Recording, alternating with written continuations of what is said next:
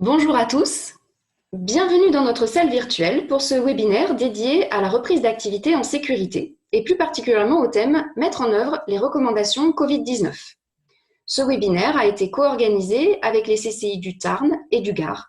Un grand merci pour leur aide précieuse et il sera co-animé avec Carole Soriano du cabinet Oxynergie.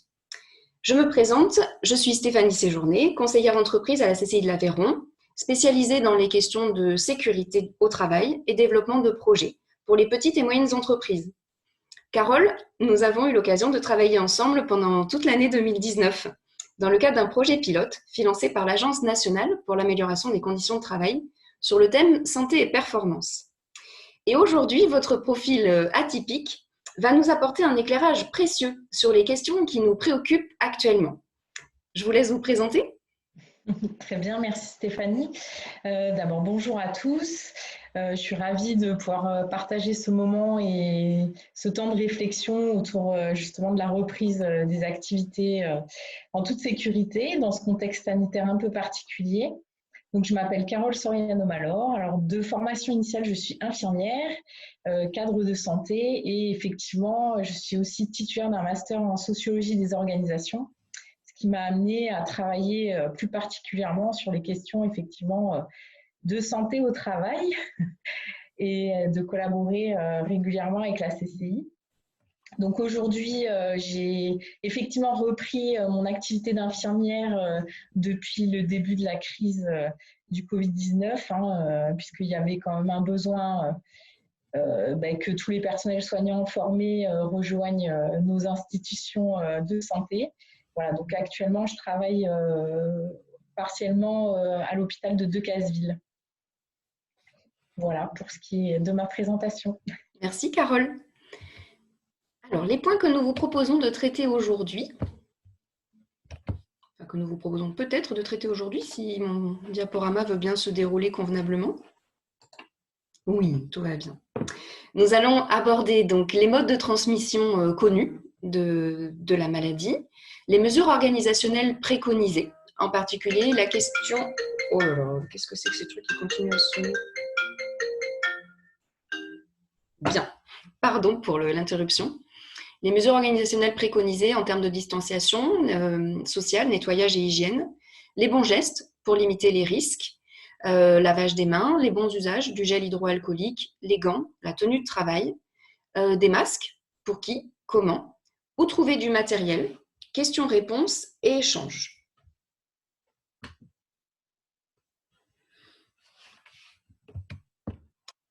Carole, est-ce que vous pouvez, s'il vous plaît, nous rappeler les modes de transmission connus de la maladie? Tout à fait. Alors, assez synthétiquement, on va avoir deux modes principaux de transmission, ce qu'on appelle la transmission contact-gouttelette. Donc, effectivement, on va avoir un vecteur principal qui va être manuporté, donc par les mains.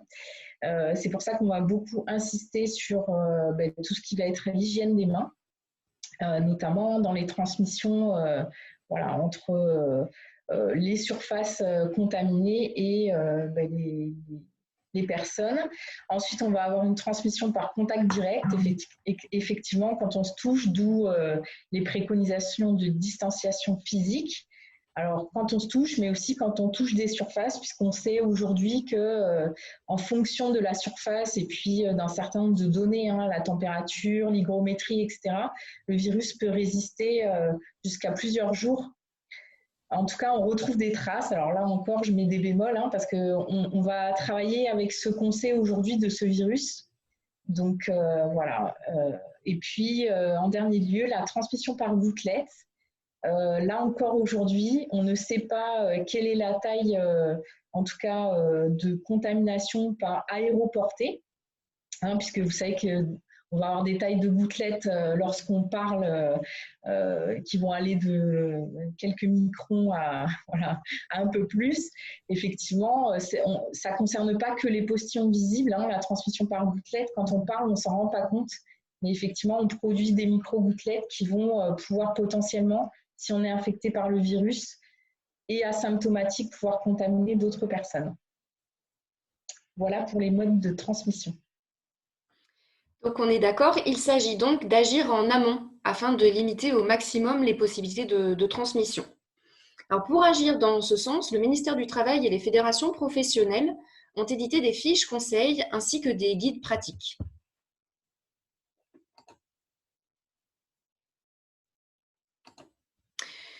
Alors, vous allez pouvoir les télécharger et les partager en fait avec vos salariés ou vos collègues.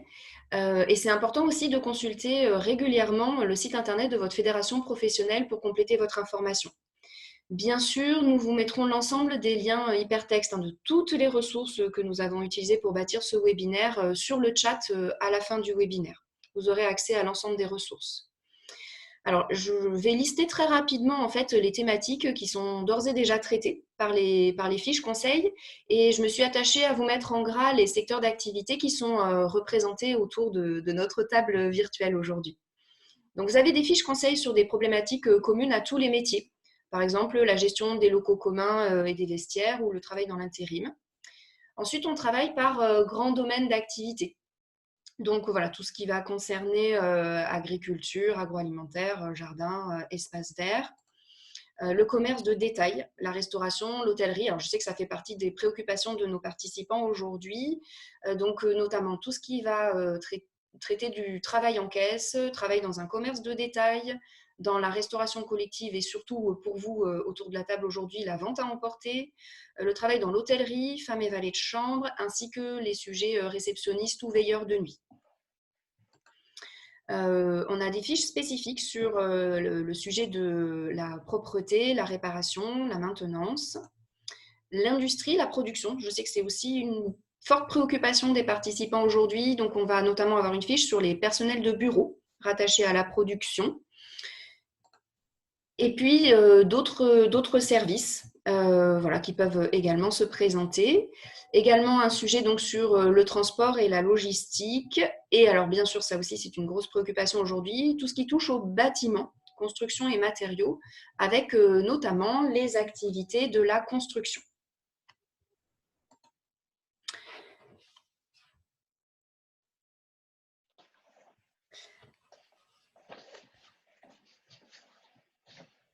Alors, globalement, que contiennent ces fiches?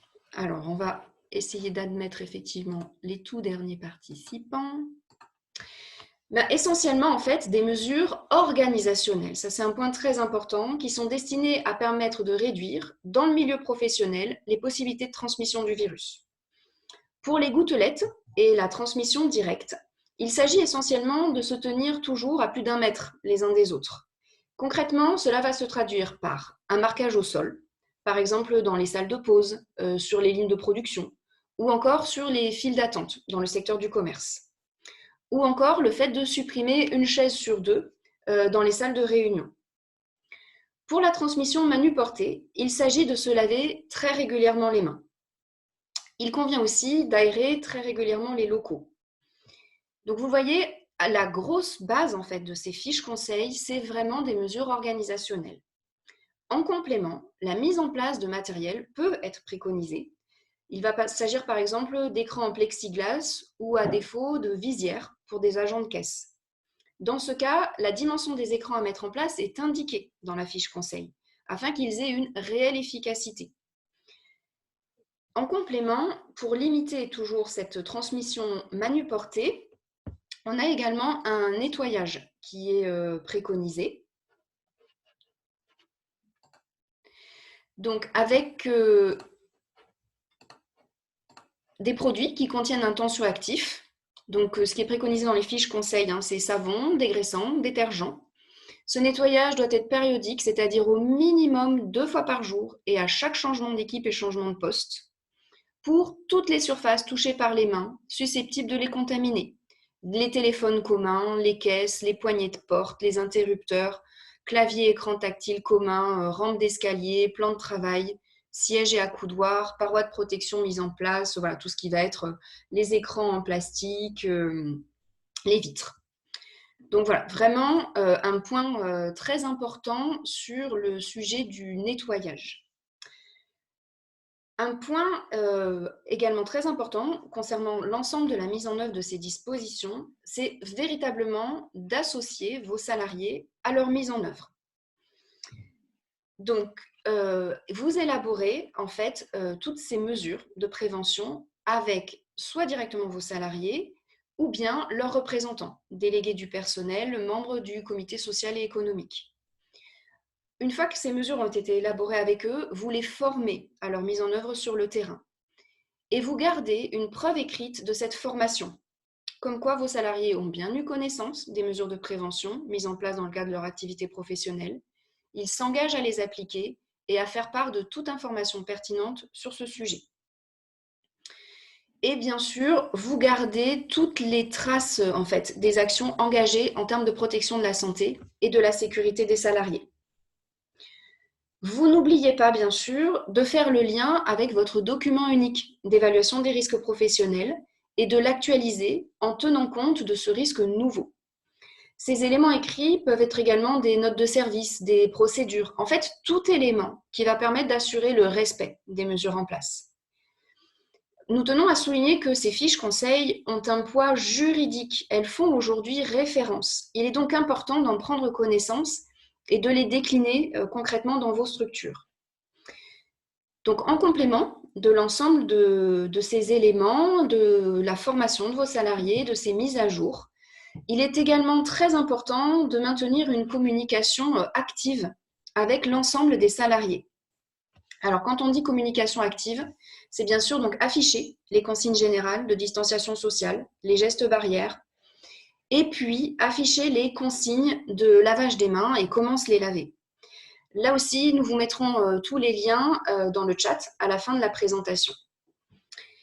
Et puis, toujours, gardez le contact en respectant les gestes barrières, bien sûr. Parlez-en très régulièrement avec vos salariés. C'est très important. Ce volet information, il est également important vis-à-vis de vos clients, surtout dans le secteur du commerce. Donc, nous vous conseillons, ce sont les fiches conseils du ministère du Travail qui le conseillent, d'installer en fait un panneau à l'entrée du magasin avec toutes les informations utiles aux clients. Un rappel des consignes, l'organisation du service, des queues, les modalités de paiement, le retrait des marchandises. Ce panneau, on est d'accord, il doit être d'une dimension suffisante. Il doit être relativement grand, il doit être très lisible et il permet principalement deux choses. Il permet de rassurer les clients inquiets et il permet aussi d'indiquer aux récalcitrants que les mesures sont les mêmes pour tout le monde. Et les masques, vous me demanderez-vous. Alors, les masques, ce qui est très important, c'est qu'ils ne sont pas demandés par la plupart des fiches conseils du ministère du Travail. Si vous prenez activité dans un commerce de détail, voilà, la plupart du temps, on ne demande pas le port du masque pour vos salariés. Ce qui peut être précisé dans certaines d'entre elles, c'est que si les tâches à effectuer sont incompatibles avec les consignes de distanciation sociale, c'est le cas par exemple sur les activités de bureau associées à la production, vous faites porter un masque non sanitaire pour prévenir les risques de contamination.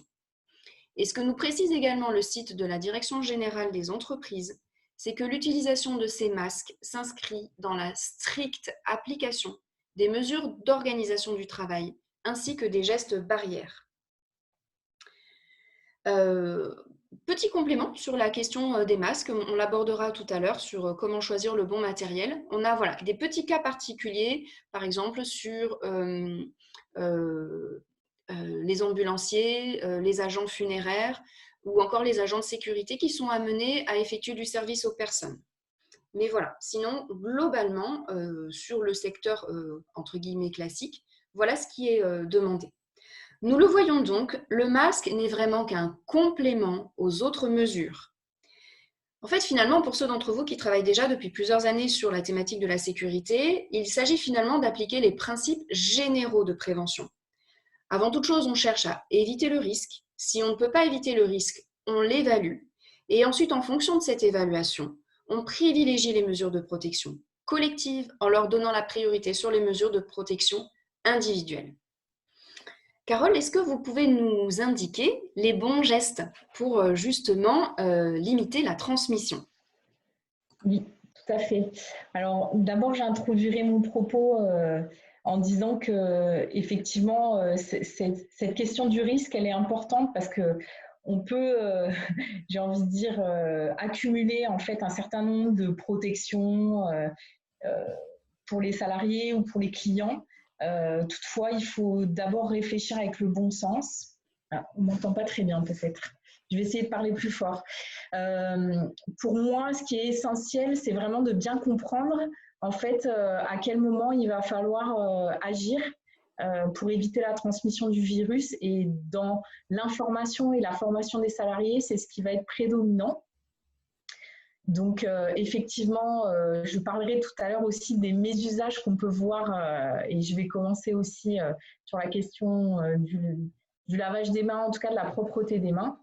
Voilà, donc les premiers gestes, on l'a dit, vont être la réflexion autour de l'organisation du travail et cette distanciation physique qui va être permise en fait entre intersalariés et ou salariés clients. Ça, c'est la première chose. Ensuite, effectivement, on va avoir la préconisation de lavage des mains au savon. Et là, je vais insister sur le fait d'avoir un lavage des mains efficace. C'est-à-dire que le lavage des mains efficace, on va pouvoir le voir sur cette petite vidéo. C'est un geste auquel il faut se former, voire en tout cas vérifier que ce lavage des mains va permettre d'éviter toute contamination. Je ne sais pas si Stéphanie, vous pourriez nous lancer la petite vidéo sur le lavage des mains. Allez, je tente. J'espère que tout va fonctionner correctement. Voilà, donc on a choisi en fait voilà, une petite vidéo qui illustre bien pour nous le lavage des mains efficace. Et vous le verrez si la vidéo veut bien démarrer. En tout cas, il y a beaucoup de zones parfois qu'on oublie. Donc un lavage des mains efficace doit durer au minimum 20 secondes. Ah, on a un petit souci technique. Voilà, alors, un peu de pub au passage. Donc, vous voyez, c'est illustré en fait, voilà, le savon est représenté par cette peinture noire. Donc, on commence effectivement par le classique intérieur des mains. Ouais, c'est le temps qu'elle charge en fait. Je vous la relance. Alors, il n'y a pas besoin d'utiliser autre chose qu'un savon en fait classique. Et j'ai même envie de dire, comme on va se laver les mains très régulièrement, il vaut mieux préconiser un savon finalement assez doux et pas détergent ni bactéricide parce que assez vite on va avoir des problèmes cutanés. Et c'est l'action du savon et l'action du frottage mécanique en fait qui vont permettre l'élimination des virus et des bactéries en fait. Donc vous voyez, souvent on oublie la zone des pouces et puis les fameuses zones du poignet, les ongles. Voilà, ça c'est une vidéo, il en existe plusieurs, mais qui illustre bien voilà, qu'un lavage des mains efficace et un rinçage aussi, c'est important, efficace à l'eau claire, c'est-à-dire il faut éliminer toutes les traces de savon voilà, qui ont pu se trouver pendant le lavage. Donc ça, c'est la première chose. Donc effectivement, peut-être il faut reprendre les préalables, c'est-à-dire qu'est-ce qu'un lavage des mains efficace. Et pour moi, c'est la première chose à préconiser. Si on a un point d'eau et qu'on peut se laver régulièrement les mains, en tout cas, c'est la première barrière efficace contre la transmission. Ensuite, si on n'a pas cette possibilité-là, on va utiliser effectivement ce type de produit, des gels hydroalcooliques, alors qui s'utilisent effectivement par friction. Alors la friction de gel hydroalcoolique, c'est le même principe, c'est-à-dire qu'on va aussi, comme le lavage des mains, procéder sur une friction sur toutes les parties de la main pour que ce soit efficace. Et effectivement, vous verrez que le produit, en fait, il va rester un peu sur les mains. Et ce produit, il est un peu plus agressif pour la peau. Donc, nous, les soignants, on le sait bien. Si on utilise ce type de produit toute la journée, sans alterner avec le lavage des mains, assez vite vont apparaître des petites lésions cutanées qui vont poser un autre problème. Voilà. C'est-à-dire le fait d'avoir finalement une sécheresse importante et des petites lésions qui vont amener d'autres problèmes en termes de sécurité au travail. Et enfin, je vais finir par l'usage des gants. Alors, là, je mettrai un gros bémol parce que dans ce que j'ai observé, moi, lorsque je suis sortie faire mes courses, il y a quand même beaucoup de précautions lorsqu'on utilise des gants. Alors, j'ai un peu de mal à le mettre parce que, évidemment, avec la solution hydroalcoolique, voilà. Alors, la première chose, qu'il faut avoir des gants adaptés. Ça veut dire pour vous, dans une entreprise, que si j'ai des salariés avec 4 tailles de gants, ça veut dire que je vais avoir besoin d'avoir du matériel à disposition en permanence. Ensuite, il faut réfléchir à quel moment j'utilise ces gants. Parce que le mésusage, pour moi, c'est le fait d'avoir la sensation d'être protégé. Or, quand on va toucher successivement des surfaces potentiellement contaminées, à un moment, quand je vais retirer mes gants, et je l'ai vu faire de cette façon-là, et ben forcément, je vais me contaminer les mains. Et si je me dis que comme mes mains étaient protégées, il n'y a pas de problème, ensuite, je vais me contaminer en me touchant le visage ou potentiellement en touchant d'autres surfaces. Pour enlever un gant contaminé, on doit passer par l'intérieur du gant. Je ne sais pas si on voit bien parce que je ne vois pas ce que je fais, et le retourner. Et potentiellement l'autre aussi. Et là, je peux éliminer mon gant usagé, d'accord? Ça veut dire que à chaque fois que je vais enlever mes gants, je vais faire un lavage des mains parce que potentiellement, je vais m'être contaminée. Donc, entre l'usage des gants et le lavage des mains, de toute façon, vous comprenez bien qu'il faudra se laver les mains régulièrement ou en tout cas potentiellement à chaque fois qu'on aura touché une surface contaminée. Par exemple, je pensais tout ce qui est désencartonnage, déballage en fait à la réception. Ça peut être effectivement une bonne préconisation par rapport à l'usage des gants, par exemple. Mais attention, ça veut dire qu'à chaque fois que je mets et que j'enlève des gants, je le fais de la bonne façon et surtout que je me lave les mains à chaque retour, je vais dire en zone non contaminée. Pouvez-vous également nous éclairer sur les avantages et inconvénients des matériels qui peuvent aussi être utilisés? Voilà, alors on va parler des masques un peu plus précisément. Donc jusqu'ici, on disait que les masques chirurgicaux étaient réservés de ce type-là. Donc du coup, je ne sais pas si on voit bien, étaient réservés à l'usage soignant. Sauf que depuis aujourd'hui, on sait qu'ils sont à disposition du grand public également. Donc, c'est des masques qui vont être intéressants par leur capacité de filtration, effectivement. Après, pareil, je vais insister sur l'usage du masque. Donc, quand on met un masque, on le met par les attaches. Donc, je vous conseillerais quand même plutôt d'aller, si vous utilisez des masques chirurgicaux, plutôt vers ce type de masque que les masques à cordelettes, qui sont un peu plus difficiles à enlever et à mettre avec précaution. Donc, je vais mettre le masque, d'accord? Je me suis lavé les mains, je viens de le faire, et je vais ajuster mon masque de cette façon. Je ne sais pas si on m'entend bien. Oui, c'est parfait, okay. Carole. Donc, quand j'ai mis mon masque, je peux le porter 4 heures avant qu'en fait, il soit saturé par l'humidité. Voilà. Vous verrez, si vous l'avez essayé, c'est assez inconfortable quand on n'a pas l'habitude. Donc, pour des activités où il va y avoir physiquement un peu des tâches un peu, on va dire, pénibles, effectivement, il faut s'habituer au port de ce masque. Alors, je vois ça. Alors, tout ça, à chaque fois que vous touchez le masque, déjà, vous diminuez son efficacité. Ensuite, potentiellement, on va pouvoir se contaminer en touchant le masque, puisque c'est lui qui est censé nous protéger. Alors, du coup, effectivement, une fois que je l'ai mis, la préconisation, c'est de ne pas le toucher et de ne pas l'enlever.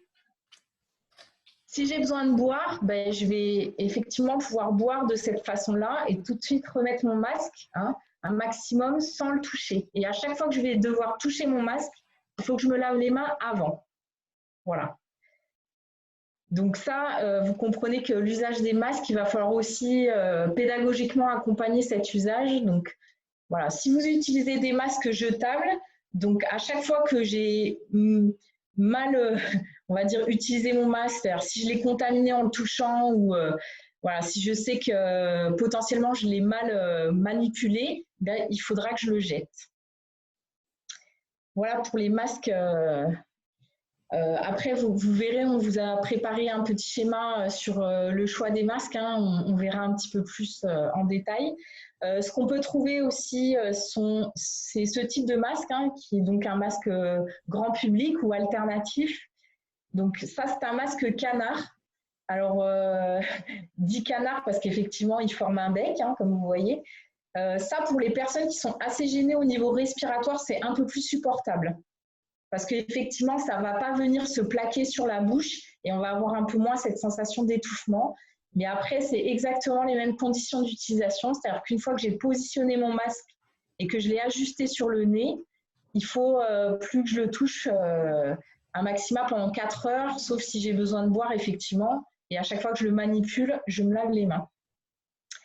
Voilà pour l'usage des masques. Alors, je vous parlerai très peu de ce type de masque, voilà, qui est le masque FFP2, qui va être vraiment réservé, on va dire, à des usages sanitaires, ou effectivement, dans un cas, je vais dire pour les ambulanciers ou pour les agents des pompes funéraires qui vont être potentiellement voilà, en contact avec des patients Covid avérés, pour lesquels il sera indispensable d'avoir ce type de masque. Hein. Par contre, voilà. Ça, ce masque FFP2, c'est pareil, exactement les mêmes préconisations d'usage. Et alors, à porter, c'est encore plus délicat. Je finirai par tout ce qui va être protection des yeux. Alors, on peut trouver des lunettes de protection classiques, hein, qu'on trouve dans les entreprises, ou des visières de protection, vous avez dû en voir, qui sont un peu plus larges et qui se positionnent. Je suis désolée, j'en ai pas du coup, mais on vous en a mis sur le PowerPoint. Cet usage-là, il va être réservé potentiellement à si je ne peux pas respecter la distance d'1 mètre et que je vais être potentiellement en contact avec des gouttelettes. Donc, ça va préserver la contamination par le vecteur des yeux. Voilà, donc encore une fois, il faut quand même penser aux conditions de travail avec ce type de matériel, c'est-à-dire que le mettre, si c'est juste pour en fait, surenchérir sur les protections alors que ce n'est pas forcément nécessaire, ça peut créer un inconfort qui va faire qu'on va les manipuler, etc. et qu'on va faire finalement des fautes dans les gestes de transmission du virus, alors que voilà, ce n'est pas forcément une sécurité nécessaire. Voilà pour la question des dispositifs de protection existants. Encore une fois, j'insiste un peu, mais il faut surtout être vigilant sur en fait, cette culture qu'on n'a pas, c'est-à-dire potentiellement, il ne faut pas que mes mains approchent mon visage, quoi. Et sur la question du masque, comment le choisir? Alors, nous vous proposons un document que nous avons élaboré au sein de notre groupe de travail, CCI Aveyron, Gare et Tarn, en collaboration avec Carole. En fait, il convient avant toute chose de regarder si le salarié est exposé à un risque spécifique. Si c'est le cas, s'agit-il d'un risque d'ordre sanitaire? Par exemple, un ambulancier, un agent funéraire, un agent de sécurité chargé d'assurer du secours aux personnes, ou encore un compagnon du bâtiment devant assurer une intervention chez une personne malade. Dans ce cas, le masque chirurgical est préconisé. S'il s'agit d'un autre risque spécifique, sans lien avec le Covid-19, tels que des poussières de bois ou des agents cancérigènes, mutagènes ou toxiques pour la reproduction, alors on utilisera le matériel habituel pour ce type d'exposition. S'il n'y a pas de risque spécifique, il convient alors de s'orienter vers un masque alternatif. C'est ce que préconise la Direction générale des entreprises. Alors Carole, nous allons aussi avoir besoin de vous, justement, plus spécifiquement voilà, sur cette question du masque, même si vous avez commencé à nous en parler, voilà, sur comment le mettre et l'enlever, c'est ce que vous nous expliquez tout à l'heure. La question de l'hygiène des mains est vraiment déterminante. Voilà, donc ce que je vous disais, en fait, l'idéal, c'est que quand on a positionné son masque, en fait, on évite un maximum de le toucher. Alors, la durée de vie d'un masque qui soit alternatif, maison ou chirurgical, ce que je vous disais, c'est 4 heures. Parce que 4 heures, en fait, au bout de 4 heures, on va avoir un taux, alors 4 heures en continu, hein, on va avoir un taux d'humidité en fait qui va faire que la filtration sera moins efficace. Donc, je vais vous positionner celui-ci si vous voulez. Je ne sais pas si tout le monde me voit, mais voilà. Donc, je vais bien. Ce qui est important avec le masque, en fait, c'est qu'il soit bien appliqué en fait sur les côtés. Souvent, ce qu'on voit dans les masques alternatifs, c'est que parfois, ils ne sont pas à la taille de celui qu'ils portent. Donc, si on a un espace trop important sur les côtés, en fait, ça va le rendre inefficace. Voilà, donc si j'ai besoin d'enlever mon masque au cours de la journée, donc je vais aller me laver les mains. Bon, là, je n'ai pas d'évier à côté, mais effectivement, je vais faire une friction au gel hydroalcoolique, d'accord? Toujours bien efficace. Et je vais venir enlever mon masque, d'accord? Et le positionner de façon à ne pas le contaminer par l'intérieur. Sachant que quand je vais le remettre, toujours pareil, je vais le manipuler par les élastiques, hein, un maximum. Alors, ce n'est pas toujours évident, hein, je conçois. Maintenant, il faut du coup bien se dire que moins on le manipule, moins on risque voilà, la contamination. Après, je voulais juste préciser une petite chose. Nous, dans le milieu médical, en fait, on évite le vernis à ongles et les bijoux parce que ce sont potentiellement, même quand on se lave les mains, on le sait, des vecteurs de transmission virale et bactérienne. Alors le vernis, parce qu'en fait, ça crée une petite différence entre l'ongle et le vernis où de façon privilégiée vont se loger bactéries et autres virus. Et effectivement, les bijoux pour la même raison, parce que c'est très difficile, enfin, on ne va pas se brosser les bijoux à chaque fois qu'on... Alors, je sais que c'est un peu compliqué, mais ça peut faire partie des conseils. Alors, on ne peut pas obliger effectivement les gens à ne pas porter de bijoux ni à pas porter de vernis, mais ça peut faire partie des conseils effectivement efficaces pour avoir un bon lavage des mains et éviter la transmission manu-portée. Donc on le voit, il y a vraiment de nombreuses précautions à prendre au moment de l'utilisation des masques. Nous voulons également vous donner des informations sur comment vous, les entreprises, vous pouvez vous procurer du matériel. Alors pour ça, allons voir ce que nous indique la Direction générale des entreprises.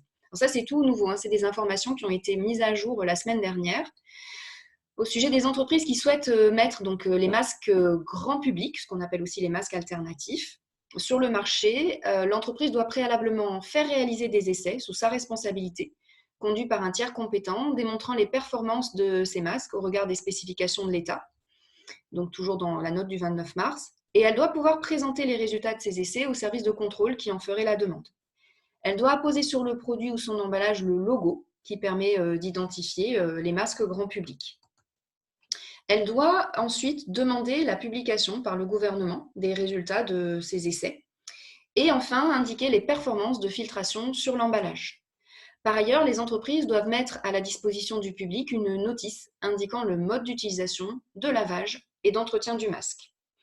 Alors, sur nos inventaires locaux, sur l'Aveyron, le Gard et le Tarn, certains fournisseurs ont déjà passé les tests avec succès et sont maintenant référencés sur le site de la Direction générale des entreprises. D'autres sont en cours de test actuellement et sont en attente des résultats.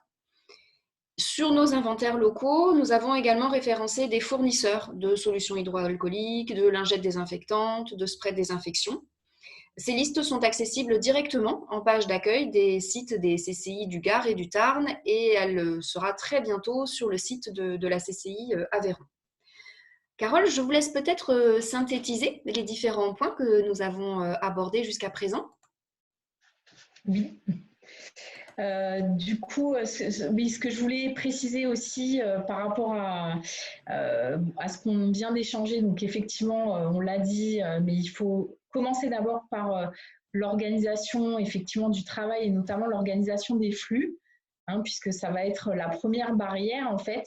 Avant même la réflexion sur les masques, les visières, etc., on sait que si la distance physique peut être respectée au maximum, on a déjà potentiellement un risque de contamination qui va être très diminué. J'insisterai aussi sur l'aération des locaux, hein, notamment si vous travaillez à plusieurs dans un espace. C'est réfléchir à comment, avec effectivement les mesures qu'on va mettre en termes d'hygiène des locaux, enfin d'entretien des locaux réguliers, on va aussi y associer le renouvellement de l'air. Je le disais en introduction, il y a un certain nombre de choses qu'on ne sait pas sur la durée de vie du virus actif sur les surfaces. Hein, pour l'instant, on retrouve des traces, mais on ne sait pas encore s'il est actif ou pas. Donc, c'est pareil, on ne peut pas avoir de données fermes, donc il faut prendre le maximum de précautions. Et puis, sur cette question, justement, de portabilité dans l'air, vie du virus en suspension dans des particules, dans des microparticules, c'est aussi des données qu'on n'a pas aujourd'hui. Donc, l'aération des locaux va participer et le nettoyage régulier à une bonne prévention. Alors, les gestes barrières, évidemment, on l'a dit, hein, le lavage des mains, tousser, éternuer dans son coude. Effectivement, on peut avoir usage du port de masque et de visière, le lavage des mains et l'entretien des surfaces et des locaux réguliers. J'ai rien oublié sur les gestes barrières, je crois.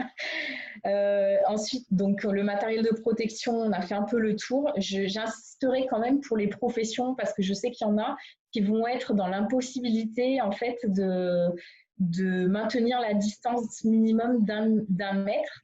Je pensais aux coiffeurs, aux esthéticiennes notamment. Donc, comme nous les soignants, ça veut dire qu'on va avoir besoin de porter des masques un peu plus efficaces, donc des masques dits chirurgicaux, et qu'on va aussi l'imposer à sa clientèle. Alors, c'est pas simple parce qu'effectivement, la question du masque barrière, là, on n'est plus sur un masque alternatif puisqu'on a une obligation qui soit efficace, effectivement. Et puis, il va y avoir tout ce qu'on va mettre en place entre chaque client pour éviter les contaminations, alors du client vers soi, de soi vers le client, mais aussi entre les différents clients qui vont se succéder. Donc là, au niveau de l'hygiène et de l'entretien, ça va être beaucoup plus régulier. Et puis, au niveau du matériel à usage unique, type effectivement gants, surblouses, blouses professionnelles, pour aussi éviter de ramener potentiellement du virus à la maison. Donc tout ça, j'ai envie de dire, ça va être très situé en fonction de votre activité et puis de votre entreprise, de comment elle va être organisée et comment vous avez la possibilité d'organiser ces flux. Ensuite, c'est vrai qu'on a évoqué forcément des choses qui vont nous interpeller dans les relations sociales, parce que c'est vrai qu'on utilise le terme de distanciation sociale. Alors, moi, je mettrais un petit bémol. Pour moi, la distanciation physique, elle va venir finalement interroger qu'est-ce qu'on va maintenir des relations sociales sans pouvoir s'approcher. Alors, effectivement, c'est le fait de ne plus pouvoir avoir des accolades, ou avoir des petits gestes entre salariés et avec les clients. Mais c'est réinventer justement de nouvelles relations dans le cadre du travail. Et puis dans la relation commerciale, évidemment. Donc ça peut passer par d'autres petites attentions. Alors effectivement, comment on s'assure de la sécurité, mais aussi comment on va mettre en place finalement une relation commerciale un peu différente. Je suis désolée parce qu'on sonne à ma porte, c'est très inconfortable comme situation. Et donc, je reviens sur les mésusages et les retours d'habitudes antérieures. Alors ça, c'est quelque chose qu'on observe aussi, nous, dans le milieu soignant. C'est-à-dire qu'une fois qu'on a bien tout discuté et bien tout parlé, et que c'est bien maîtrisé, parfois, il y a un peu de relâchement et on voit finalement revenir des habitudes, notamment en salle de pause. Il faut rester vigilant sur effectivement le fait que parfois on est porteur asymptomatique. Donc, il faut quand même considérer que potentiellement, on est tous un vecteur de ce virus et que c'est un peu compliqué. Voilà. Merci, Carole. Nous allons maintenant pouvoir passer à la partie questions-réponses et échanges. Je vais donc arrêter mon partage d'écran pour l'instant, de manière à pouvoir réactiver le micro de Priscille pour que tu puisses nous faire part des questions qui ont été posées. Alors, voyons, où es-tu? Hop.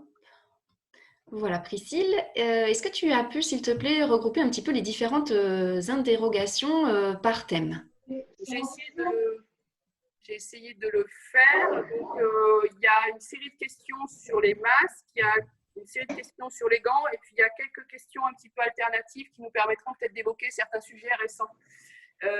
Donc, sur les masques, il y a eu la question, mais je pense que Carole a répondu, de la durée de vie. C'était 4 heures, ouais. Donc, on est d'accord, 4 heures, que ce soit pour des masques en tissu, donc les fameux masques alternatifs, ou les masques chirurgicaux. D'accord. Juste, pardon, une petite précision pour les masques alternatifs, en tout cas ceux qui sont vendus là actuellement dans le commerce, de catégorie 1 ou 2, il y a des préconisations en fait qui accompagnent toujours ces masques. Hein. Donc, préconisations pour l'entretien, le nombre de lavages et la durée à laquelle on peut les porter. Donc, ok.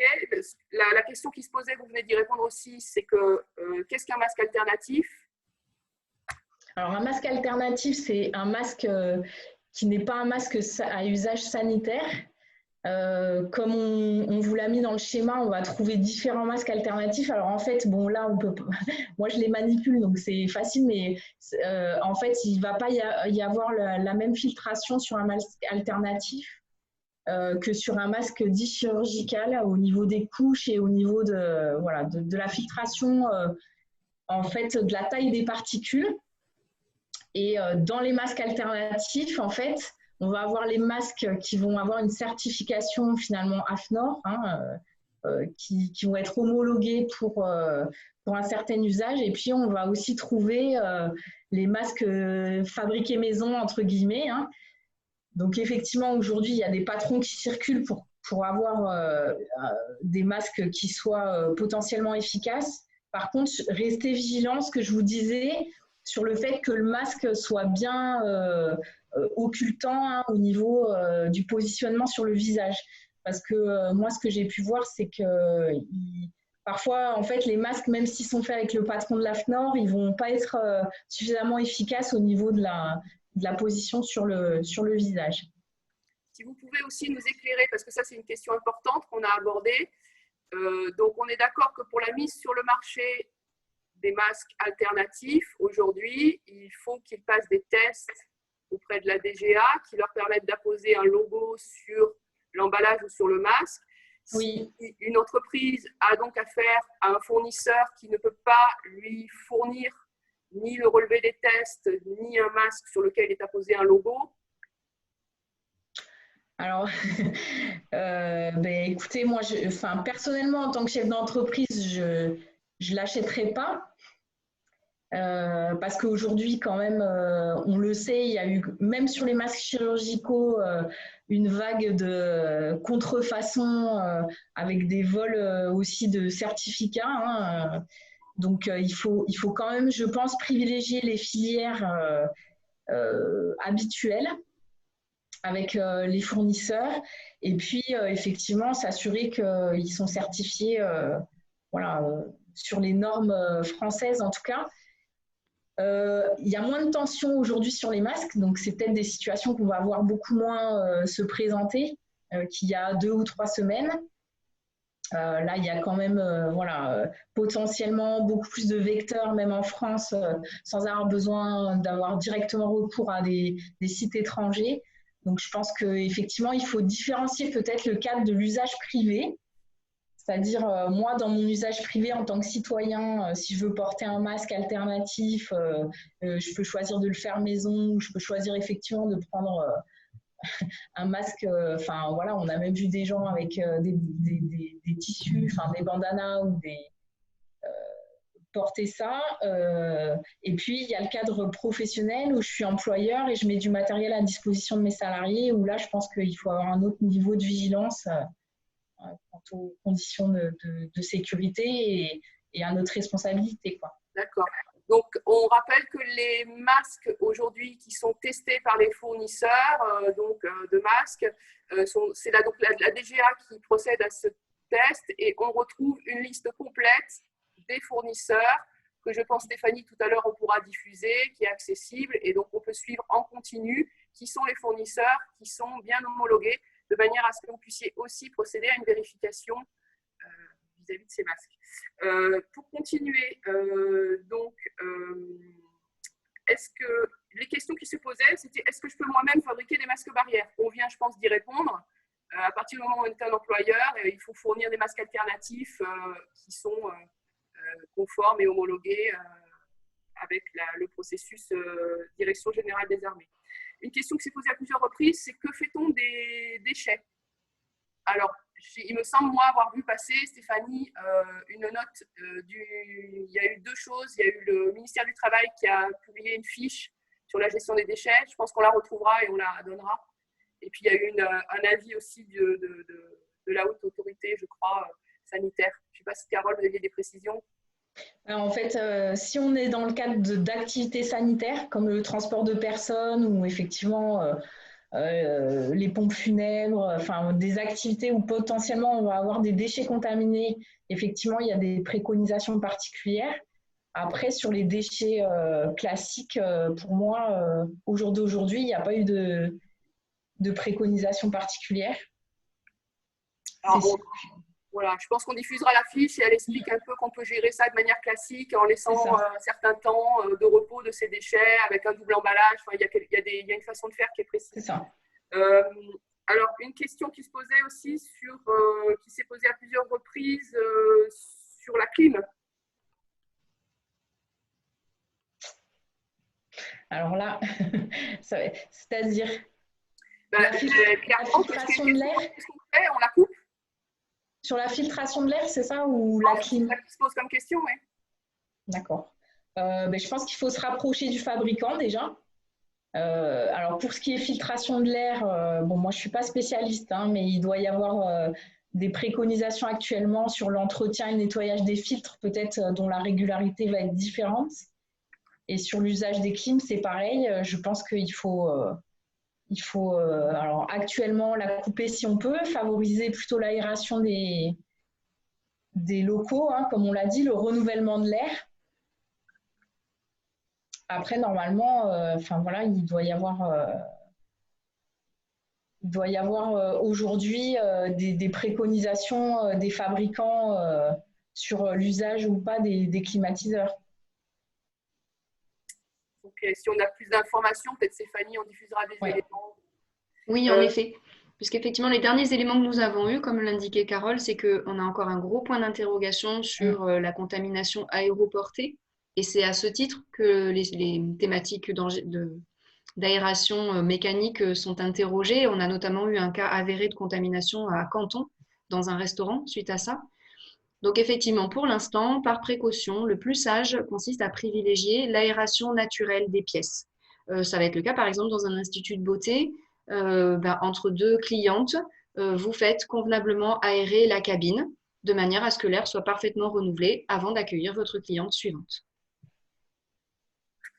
Alors ensuite, on a des questions toujours sur les masques. Qui est-ce qui est responsable du lavage, du nettoyage des masques alternatifs? Je pense que la question, c'était est-ce que c'est le salarié, est-ce que c'est l'employeur? Alors si je puis me permettre, nous avons demain matin un webinaire qui est organisé sur toutes les questions relatives au droit social. Et je pense que cette question pourrait tout à fait être abordée demain matin, parce qu'effectivement, on le voit bien, on n'est pas sur un sujet technique là, mais il s'agit plutôt d'un lien avec le droit social. Donc, je vous propose Je vous invite en fait à participer demain matin à notre webinaire qui se tiendra à partir de 10 heures et de poser cette question spécifique. Mais je ferai déjà part à Maître Bess de cette interrogation. Il y a juste une petite précision. Il y a un nombre de lavages qui est préconisé avec la fiche d'emploi des masques. Donc, ça veut dire qu'il faut quand même pouvoir contrôler voilà, cette donnée-là. Sur les Mais gants, effectivement. deux petites questions sur les gants. Une personne qui se demandait, est-ce qu'on peut garder les gants de travail, les désinfecter tous les soirs et les changer toutes les semaines? Alors, on ne parle pas de gants à usage unique, là, c'est ça? Non, apparemment, là, l'idée, c'est on porte le gant, on le désinfecte tous les soirs et on en change chaque semaine. D'accord. Alors, dans la mesure où une seule personne utilise la paire de gants, pour moi, c'est à peu près comme les visières ou les lunettes de protection, si vous voulez. C'est-à-dire que si le matériel est décontaminé régulièrement et que la personne se lave les mains une fois qu'elle a enlevé ses gants de travail, il n'y a pas de problématique. À partir du moment où ce n'est pas un matériel collectif, pour moi, ça ne pose pas de problème.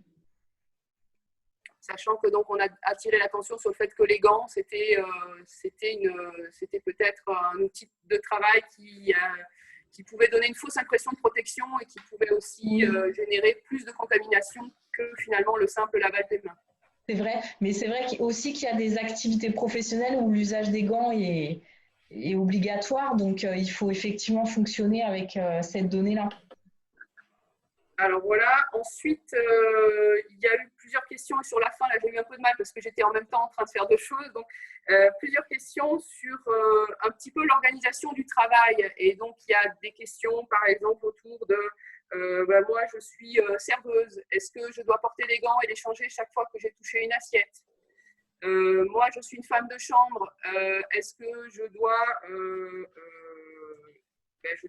notamment, par exemple, laver les couettes, les couvre-lits après chaque client? Voilà, donc toutes ces questions-là, un petit peu. Après, il y a des choses spécifiques sur je crois, sur les librairies aussi, j'ai vu. Donc, si on peut dire peut-être renvoyer vers certains éléments sur les fiches conseils, peut-être. Oui, il va y avoir des éléments plus spécifiques sur les fiches conseils. Après, je rappelle que le port de gants, en fait, il ne doit pas surseoir au lavage des mains, quoi. C'est-à-dire que si on peut se laver les mains si on est serveuse et qu'entre chaque débarrassage, on peut se laver les mains, pour moi, il faut privilégier le lavage des mains. D'accord. Le lavage des mains efficace. Et donc, pour les fiches conseils, peut-être rappeler à toutes les personnes qui ont posé des questions spécifiques sur femmes de chambre, libraire, commerce, etc. Peut-être Stéphanie? Oui, en effet, je vais vous mettre le lien là sur le chat vers les fiches conseils du ministère du Travail. En effet, je vous invite à en prendre connaissance. Vous trouvez déjà beaucoup d'éléments d'ordre organisationnel dans ces fiches-là. Je vais vous le mettre, le lien. Et il faut faire attention à une chose aussi que peut-être on n'a pas dit tout à l'heure suffisamment, c'est que ces fiches conseils aujourd'hui, ce sont les seuls outils dont nous disposons et il faut bien les concevoir comme un outil aussi juridique pour demain. C'est-à-dire que tout ce qui est à l'intérieur de ces fiches, nous vous invitons très fortement à le mettre en place de manière précise. Parfois, vous avez des préconisations très précises dans ces fiches, donc il faut bien s'y attacher. Une autre question, je pense, plusieurs personnes ont posé des questions précises sur la fin, que j'ai eu du mal un petit peu à suivre, mais sur les règles qui allaient s'imposer sur les open space, sur combien de personnes par bureau, sur des choses comme ça. Là, Stéphanie, je pense qu'on peut renvoyer vers le plan de déconfinement. Oui, le plan national voilà, qui a été publié ce week-end. Là, je crois qu'il a été publié hier, en fait, tout simplement le 3 mai. Donc, on a un document que, pareil, je pense, Stéphanie, en fin de session, nous pourrons mettre à votre disposition, qui a été publié donc hier par le ministère du Travail, qui est le plan de déconfinement national et qui fixe des règles assez précises sur l'espace à prévoir dans un certain nombre de circonstances et qui détaille beaucoup de choses et qui, là aussi, à mon sens, est un document d'ordre juridique, peut-être demain. Donc, en tout cas, regardez avec précision. Donc, je pense que ça répond à pas mal de questions précises sur le nombre de personnes par bureau, sur voilà. J'essaye de voir s'il y a des choses que j'ai pas pu voir. Alors, je sais qu'Elodie aussi me surveillait le chat, donc je vais ouvrir ton micro, Elodie, pour voir si éventuellement tu as des petits compléments à apporter. Alors, si j'arrive à te retrouver dans ma liste. Hop. Il y a des questions sur la préconisation de la distance de 1 mètre aussi. Est-ce qu'elle est suffisante? Alors, ce qu'on évoquait avec, au préalable quand on a préparé ce temps, je pense que quand on est à un poste de travail, notamment quand on n'est pas statique, il faut plutôt favoriser une distance d'1,50 m, 2 mètres, parce que ça permet quand même une mobilité au poste de travail qui évitera qu'on se retrouve à une distance de moins d'1 mètre en fait. Alors là, toujours, je parle de façon générique, mais ça veut dire que, en fonction de l'activité aussi, effectivement, quand on va installer les postes de travail, il faut plutôt privilégier une distance minimale d'1,50 m pour moi, voire 2 mètres si c'est possible dans l'organisation des postes de travail, pour que si un des acteurs se déplace en fait dans son environnement, ça pose pas de problème en termes de marge de sécurité, quoi. Après, encore une fois, il y a des endroits où ça pose problème, hein. On le sait, sur des organisations de flux. Bon, je pense aux caisses parce que moi, j'ai fait beaucoup d'observations là-dessus, mais je suppose, voilà, il y a beaucoup d'espaces partagés aujourd'hui, même dans l'industrie, où ça va poser problème, hein, cette distanciation physique. Alors, il y a une question qui reprend deux fois concernant les commerces. Quelles règles à tenir quant au contact des clients avec les produits en libre service? Peuvent-ils toucher? Faut-il interdire toucher si c'est possible? Mais c'est assez compliqué en fait, hein. Moi, j'entendais dans une grande surface là qui mettait un message de ne pas toucher et reposer voilà, un produit.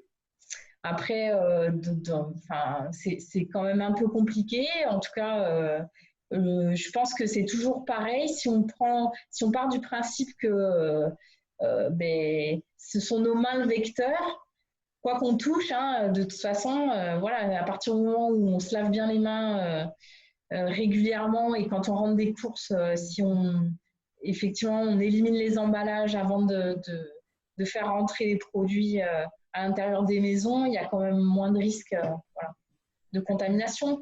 Maintenant, c'est pareil, hein, dans le rapport commercial, il y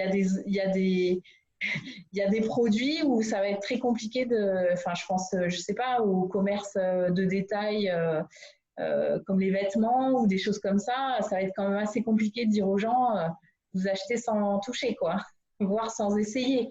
Enfin, c'est quasi impossible. Donc, voilà. Il y a une question qui revient là de manière très récurrente sur la partie désinfection. Donc, qu'est-ce qu'il faut utiliser exactement comme produit? Voilà, il y a quelqu'un qui signale aussi que sur la fiche conseil, par exemple, on évoque le fait de nettoyer, mais avec quel produit? Là, on se tourne vers quoi? Alors, ce qu'on disait avec Stéphanie, il y a tout ce qui va être surface lavable, où on va pouvoir avoir une action mécanique et avec un détergent. Donc les sols, voilà, tout ce qui va être lavable à grandes eaux, et tout ce qui va être par contre surface plus sensible, notamment, j'ai envie de dire, autour de l'encaissement ou sur du matériel qui va ne pas pouvoir être lavé à l'eau, où là, on va plutôt préconiser. Alors moi j'aurais dit des produits qui ont l'appellation virucide, hein, mais bon, ça, c'est ce qu'on utilise, nous, dans notre milieu professionnel. Après, si on ne peut pas avoir une action mécanique de frottage, il faut privilégier ce type de produit, donc les lingettes ou les produits à vaporiser, en fait. Lingettes ou produits à vaporiser? Oui. Toutes sont efficaces ou bien il y a des caractéristiques spécifiques? Non, il y a des caractères. Enfin, il faut qu'ils comportent, en tout cas, la norme bactéricide virucide, à minima. Après, je crois qu'il y avait une question sur l'utilisation de la vapeur aussi. Oui. comme potentiellement nettoyage. Alors, moi, j'ai fait j'ai regardé un petit peu. La vapeur, elle va pouvoir détruire en fait à 65 degrés. Si la surface est soumise à une température de 65 degrés pendant 5 à 10 minutes. Ce qui, en tout cas pour les usages d'appareils à vapeur de nettoyage, me paraît difficile. Il y a quelqu'un qui posait la question de où trouver ces produits. Donc, je pense que pour partie, nous avons recensé, Stéphane. Oui. Et voilà, on a recensé pour les sites internet des 3 CCI, Gare, Aveyron et Tarn, un certain nombre de fournisseurs. Probablement pas tous parce qu'on a essayé de faire au mieux, mais voilà. Donc, vous pouvez trouver ces informations sur nos sites. Je ne sais pas si Elodie avait des questions que je n'ai pas vues parce que, encore une fois, je n'ai pas tout vu.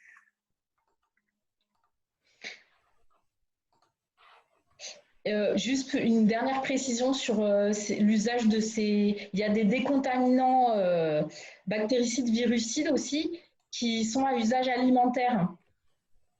Alors, je lui dis parce que c'est ce qu'on emploie, par exemple, dans les crèches ou sur les services où on accueille des enfants, en fait. Donc, voilà, ça existe aussi, il faut le savoir, hein, alors pour les activités de crèche, etc. Mais bon, je pense qu'elles ont déjà connaissance de ces produits, mais voilà, ce sont des produits qui vont éliminer sans poser problème de contact avec la bouche des enfants ou les muqueuses des enfants, quoi.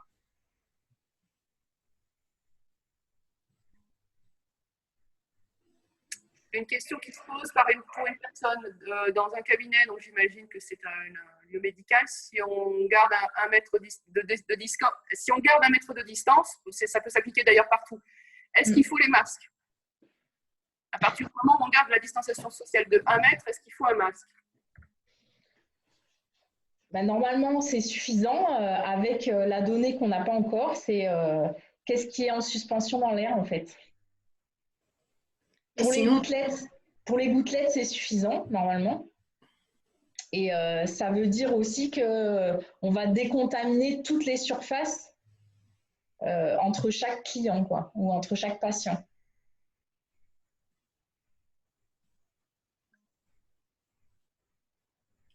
Et sinon, en effet, si on s'en tient aux fiches conseils ou bien à la Direction générale des entreprises, la préconisation à l'heure où nous parlons est en effet qu'à partir du moment où les distances de 1 mètre peuvent être respectées, le masque n'est pas imposé.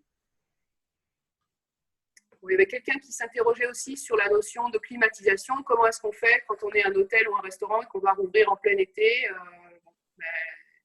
Je ne sais pas si on a une réponse. En tout cas, je pense qu'il faut inviter l'entreprise à se rapprocher de son prestataire pour qu'il puisse garantir un peu les choses. Oui, en effet, pour le moment, on n'a pas de réponse à cette question précise. Je ne sais pas s'il y a d'autres. Après, juste par rapport au cabinet, faites attention quand même par rapport à justement quand vous allez chercher une personne en salle d'attente, que vous la faites rentrer, etc. C'est souvent difficile de conserver cette distance minimale, hein, en fonction de la façon dont est organisé votre cabinet et aussi sur le croisement des patients en salle d'attente. Enfin, il faut réfléchir à une organisation qui permette quand même que justement cette distance pose jamais problème. C'est pour ça que c'est très situé hein, aussi. Hein. C'est difficile de répondre comme ça sur voilà. Sur est-ce que la distance suffit? C'est tout un tas d'autres choses aussi qu'il faut voir. Ce que vous pourrez peut-être faire, qui apporte quand même des éléments intéressants, c'est ce protocole de déconfinement qu'on a donc depuis hier. Hein. Vous verrez qu'il y a des éléments extrêmement précis, détaillés sur les flux, la circulation, les espaces, voilà. Et donc, c'est vraiment un document de référence, je pense. Stéphanie, on pourra le mettre en lien pour que vous le récupériez. Une personne dit qu'il ne trouve pas la liste des points de vente des produits sur la CCI de l'Aveyron. C'est normal, ça va bientôt être fait, ne vous inquiétez pas, il n'y a pas de souci. Une question d'une prothésiste ongulaire qui indique qu'elle se demande ce qu'elle doit faire. Est-ce qu'il faut qu'elle porte un masque et une visière, puisqu'il y a potentiellement de la poussière également. Donc, voilà. Est-ce que l'idée, c'est masque plus visière? Est-ce que, voilà. Oui, ce serait une sécurité intéressante. Après, il faut aussi imposer le masque à la cliente. Et un masque efficace, alors c'est ce qui est compliqué, hein. Moi, j'ai pas mal échangé aussi sur le secteur coiffure. Voilà, c'est quand même aussi assez compliqué parfois sur des soins du visage. Enfin voilà, hein, clairement de réfléchir à comment se préserver au mieux. Le minimum, effectivement, ça va être le masque chirurgical ou un masque équivalent en tissu avec une filtration équivalente, de catégorie 2 au moins. Et une visière, oui, parce que ça va aussi empêcher les projections sur le masque. Peut-être aussi, d'ailleurs, parce que ça n'a pas forcément été très clair, rappeler que ces deux catégories de masques alternatifs, 1 et 2, rappeler pour quel type de circonstances et de salariés elles sont préconisées. Oui, alors en effet, c'est vrai qu'on est passé un peu rapidement sur la question du masque alternatif, mais c'est malgré tout bien rappelé sur le logigramme. À partir du moment où les salariés sont en contact avec le public, on va s'orienter vers un masque de catégorie 1. À partir du moment où les salariés ne sont pas spécifiquement en contact avec le public, on va s'orienter vers une catégorie 2.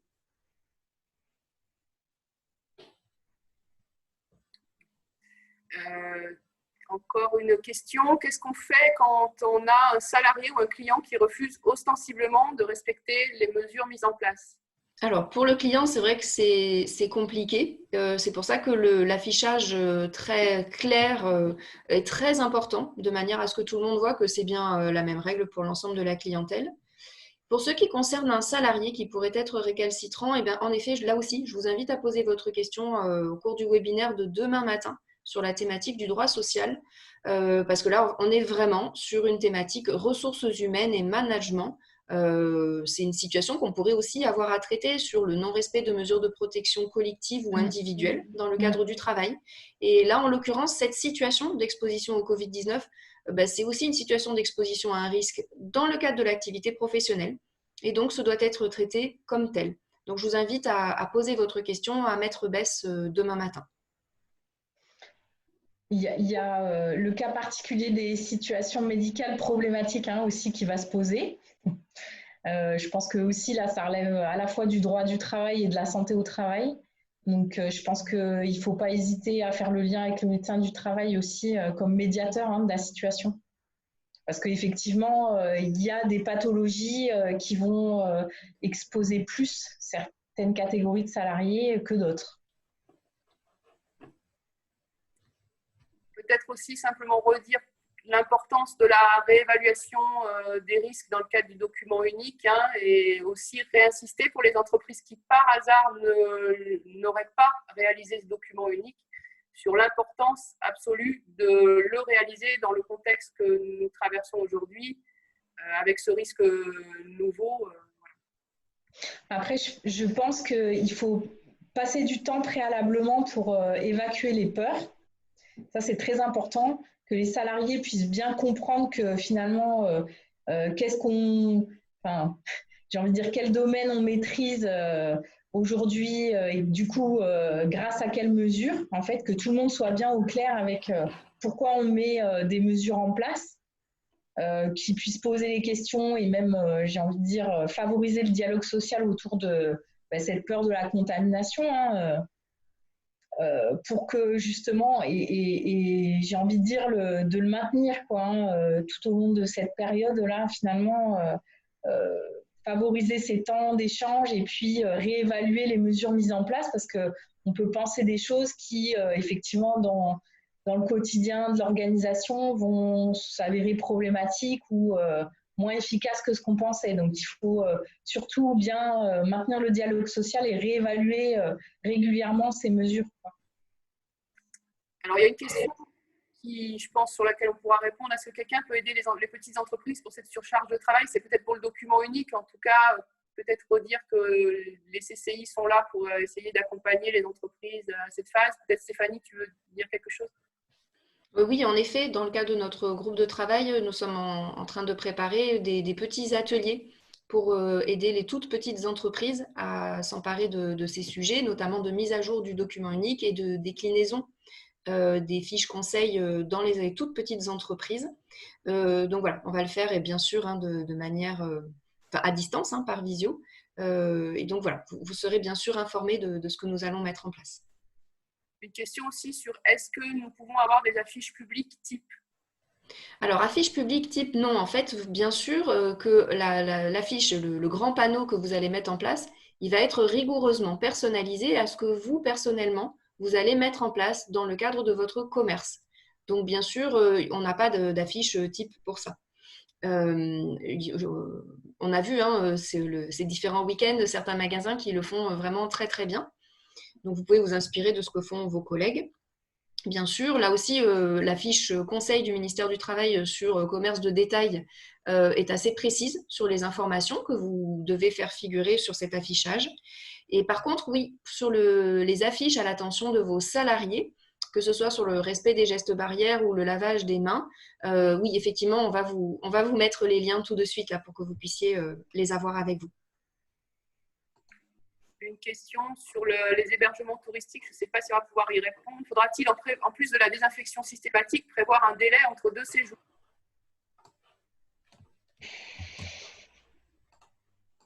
Mais ça dépend. Qu'est-ce qu'on appelle désinfection systématique? Parce que est-ce qu'on désinfecte toute la vaisselle? C'est compliqué comme question. Après, effectivement, le délai, encore faudrait-il qu'on ait des données valables et fermes sur la durée de vie du virus sur les surfaces. Parce que ça aussi, ça peut être une sécurité complémentaire, mais bon, après, je pense que ça va être compliqué en termes de mise en œuvre. Je ne sais pas ce que préconise la fiche conseil, j'en sais rien. Là encore, je renverrai. Malheureusement, on attend d'avoir plus de choses. La seule chose que nous ayons, ce sont les fiches conseils, et donc qui, encore une fois, auront demain un poids juridique, certainement. Donc, il faut s'attacher à les prendre entièrement et à mettre en place ce qui est préconisé de manière précise.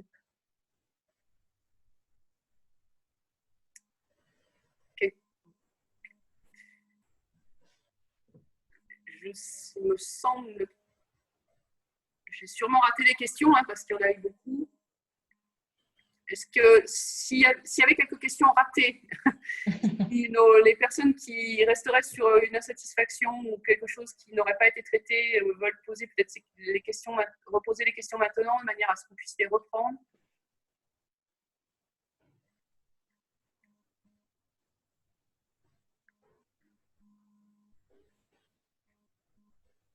La fréquence de nettoyage préconisée. Là aussi, il me semble qu'il y a des précisions dans les fiches conseils, je crois, en fonction oui, des… classiquement, on est au minimum 2 fois par jour, et à chaque changement de poste. Voilà. Ça c'est pour les activités qui ne reçoivent pas du public sur du matériel spécifique. C'est ça, exactement. Ça, c'est vraiment, par exemple, dans une entreprise dans laquelle on a du matériel commun qui pourrait être utilisé par 2 équipes successives, par exemple. Auquel cas, entre les 2 changements de poste, on procède à un nettoyage complet. Sinon, c'est entre chaque client.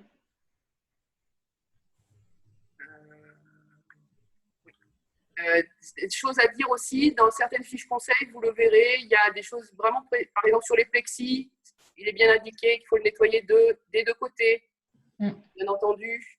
Il y a même des dimensions qui sont précisées dans certains cas pour les plexis, pour certaines fiches conseils, voilà. Une question, alors là, je fais pareil, je ne sais pas si on peut répondre. Pour la vaisselle, est-ce qu'un cycle de la vaisselle suffit? À quelle température? Avec un produit particulier? On sait qu'à 65 degrés 30 minutes, que ce soit le linge ou la vaisselle, ça élimine tous les virus. En hospitalier, en tout cas, on est sur des cycles. On sait que, voilà, donc si vous avez des cycles de la vaisselle, et on n'utilise pas de produits particuliers au niveau des lave-vaisselle. Pour Pour un ostéopathe, est-ce qu'il faut changer de masque entre chaque patient? Pas si le patient porte un masque. Toutes les 4 heures minimum. Si on le porte en continu, en tout cas.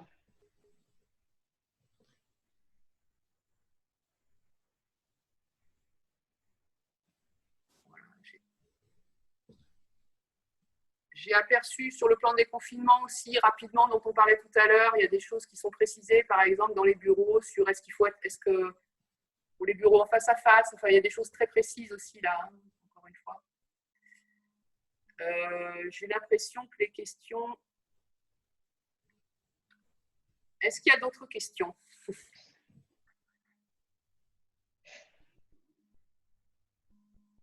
Juste un petit dernier point, notamment pour les personnes qui sont directement en contact avec leur clientèle. Hein, on citait l'ostéopathie, là.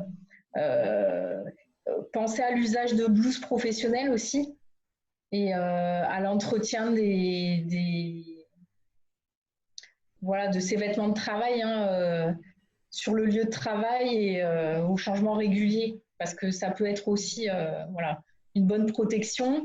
Et je crois que dans les questions, il y avait est-ce que je peux utiliser une surblouse? Nous, c'est ce qu'on... Alors, surblouse, c'est compliqué, mais en tout cas, les tabliers en plastique là, qui peuvent permettre voilà, de préserver du contact direct avec le client, ça peut être aussi une bonne chose à changer entre chaque client, en esthétique, en kiné. Bon, ils ont, je crois, en tout cas pour ceux que je connais, des surblouses un peu plus couvrantes, mais ça peut être aussi une alternative pour ne pas souiller les blouses professionnelles, quoi. Alors, il y a deux nouvelles questions. Une question qui est relative à la profession de kinésithérapeute. Certains kinés prennent la température en entrant. On est d'accord que c'est un acte réservé normalement aux professionnels de santé? Ben, un kiné est un professionnel de santé, donc ça, pour ça, ce n'est pas un problème. Après, qu'est-ce qu'on fait des gens asymptomatiques? Est-ce que si je n'ai pas de température, je suis sûre de ne pas être porteur du virus? Voilà. La réponse est non. La réponse est non. Effectivement, hein, il y a cette donnée de j'ai de la température, j'ai des symptômes, d'accord? Et là, c'est tout un chacun. J'ai des symptômes, mais je dois de moi-même finalement faire une éviction sociale, d'accord? Je dois rester chez moi, me confiner chez moi, consulter un médecin, effectivement, et me faire tester. C'est ça les préconisations là. Hein. Si j'ai des symptômes avérés qui sont potentiellement relatifs au coronavirus. Donc, si j'ai des symptômes avérés, comme tout un chacun, je ne vais pas aller en cabinet de kiné. Ou, voilà. Si toutefois le kiné, lui, vient faire de la kiné respiratoire chez moi, alors même qu'il sait que je suis infectée, il va prendre des mesures en fonction. Mais là, c'est une autre situation. Là aussi, on peut renvoyer vers le document du plan de déconfinement qui, me semble-t-il, en l'ayant lu rapidement tout à l'heure, explique assez clairement que les entreprises, enfin la partie test de température par les entreprises n'est pas du tout préconisée. Hein, voilà, ça c'est clair. Ensuite, il y a une question sur général. Est-ce que le télétravail reste obligatoire? Si on peut mettre les distances en place, ou bien est-ce que les salariés peuvent commencer à revenir progressivement? Je pense qu'on peut renvoyer là aussi vers le plan de déconfinement, hein, le document plan de déconfinement. Puis peut-être Carole, vous voulez ajouter quelque chose? Ça a été clairement dit, je crois, hein, moi je l'ai entendu, qu'il fallait continuer à favoriser le télétravail. En tout cas, ça peut être une modalité pour que les espaces de travail, en tout cas les mesures à prendre dans les espaces partagés de travail soient respectées. C'est-à-dire voilà, alterner entre le télétravail et le présentiel si l'activité le nécessite. Mais moi, j'ai entendu que jusqu'au 2 juin, dans la mesure du possible, il fallait favoriser le télétravail encore. Je ne sais pas si ça a été écrit noir sur blanc quelque part pour l'instant, mais... Ce qui est écrit, c'est le plan de déconfinement. Je crois que ce n'est pas écrit comme ça, hein, mais par contre, c'est clairement écrit qu'il faut effectivement continuer de privilégier le télétravail. Il y a une question encore, deux questions. Pour le lavage des serviettes, c'est 60 ou 65? Alors, c'est 65 degrés si on est sur un cycle de 30 minutes Si c'est un cycle plus long, moi je vous disais, c'est 65 degrés, 30 minutes minimum. Après, je pense que sur les cycles de lavage de serviettes, des cycles coton, c'est 3 heures. Je pense que là, à 60 degrés, on est largement suffisant. Il y a une question d'une personne qui doit être une personne qui travaille dans le secteur du tourisme. Mettre une surblouse pour vider les chambres qui ont été occupées, est-ce que c'est bon en l'enlevant pour le nettoyage ensuite avec une blouse normale? Là, je vous renvoie vraiment vers la fiche conseil hein, sur l'activité. Ouais. Vous avez justement un femme de chambre, employé d'étage. Donc, je vous invite à consulter cette fiche. Il y a une question qui a l'air d'être une question finale, je pense, en demandant où est-ce qu'il est possible de nous contacter, si c'est nécessaire, par téléphone ou par mail. Alors oui, en effet, je vais remettre en fait mon partage d'écran. Alors en effet, à l'issue de cette présentation, l'ensemble des organisatrices reste bien sûr à votre écoute. Donc voilà, je vous mets à l'écran nos coordonnées. Donc bien sûr, n'hésitez pas à nous contacter, de préférence par mail, puisque vous le comprenez, l'activité est relativement intense actuellement. Et voilà, et nous ferons en sorte de vous recontacter rapidement pour vous communiquer ce dont vous avez besoin. Donc voilà, pour toute info complémentaire, nous restons bien sûr à votre écoute. Oui, Carole. Juste, Stéphanie, le fixe ne marche pas hein, pour ma part. Bien, alors donc uniquement soit sur le mobile, soit par mail. Sachant que nous, on prépare là, on a préparé un module de formation en fait à la mise en œuvre des mesures à destination des entreprises et donc on est en réflexion aussi avec les OPCO pour voir dans quelle mesure ça peut être pris en charge dans le cadre de la formation en fait. Hein. Puisque le but, c'était quand même de privilégier un accès aux entreprises financées. Et par ailleurs, au niveau des CCI d'Occitanie, nous sommes en train de préparer aussi des modules très courts en fait, à l'attention des toutes petites entreprises pour les aider en fait, à décliner ces différents sujets, en particulier documents uniques et mise en application des préconisations des fiches conseils du ministère du Travail. Il y a une question encore sur la transmission du PowerPoint. Oui, alors en effet, un grand merci pour la question. Alors, peut-être ce webinaire est maintenant terminé. Je vais donc arrêter l'enregistrement. Alors, bien sûr, si j'arrive à arrêter l'enregistrement.